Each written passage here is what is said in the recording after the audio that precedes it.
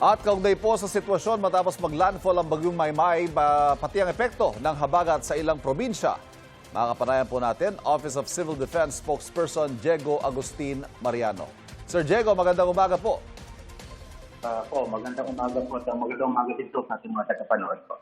Sir, kumusta po ang naging paglandfall ni Maymay? Anong mga lugar ang pinaka-apektado? Sa ngayon po, meron po tayong report ng mga apektado po na mahigit 23,000 na pamilya or katumbas po yun nasa 80,000 na katao. No? At yan po ay sa mga regions 1, 3, CAR at 2 at ilan po sa region 9. No? So yan po yung mga lubhang naapektuhan po nitong nagdaang pag-ulan po. Dulat po ng Luis, Maymay at nito pong habagat. Ito pong magsinggal sa Ilocos Sur, kung saan po naglandfall. Ano ho ang sitwasyon ngayon? Sa ngayon po, dahil nandun po ngayon ang ating ang nagdadaang bagyong Maymay, meron pong reports na pag-uulan at reports din po ng flooded areas. Pero patuloy naman po ang pag-monitor po ng ating mga local DRMOs at pati na rin po ng ating regional office po. Meron po ba tayong reported casualty, sir?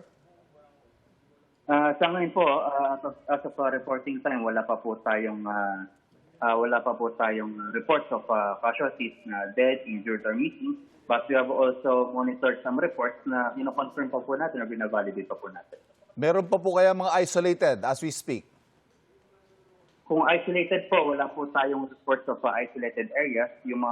Meron po tayong flooded areas pero hindi naman po sila isolated po. Okay. Yung mga reports of damage po kaya, ito ho, sumikat na yung araw, baka ho nagkakaroon na tayo ng ilang reports kung may mga pinsala pong idinulot itong bagyong Maymay at ang habagat.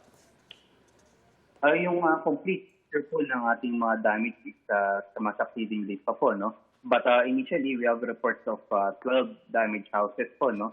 And for the agriculture and other infrastructure, we're still waiting for the reports to come po. Meron po kaya mga reports na mga tulay o kalsada na hindi madaanan sa ngayon?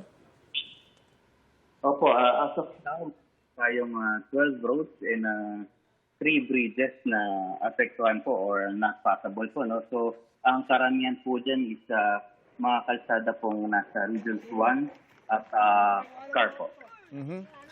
Maiba ho ko, ano naman yung assessment sa epekto ng magnitude 5.3 na lindol naman kaninang 12:50 a.m. dyan sa Davao Occidental. Ano hong latest natin dyan? As of now po, wala po tayong untoward report po na related po dito sa earthquake. And continuous pa naman po yung ating assessment dahil kagabi po ito tumama. Sa ngayon po, nasa labas po ngayon yung ating mga personnel po to assess pa lang po. Meron din ho kahapon na magnitude 6.4 naman. Ano naman ang update natin doon, sir?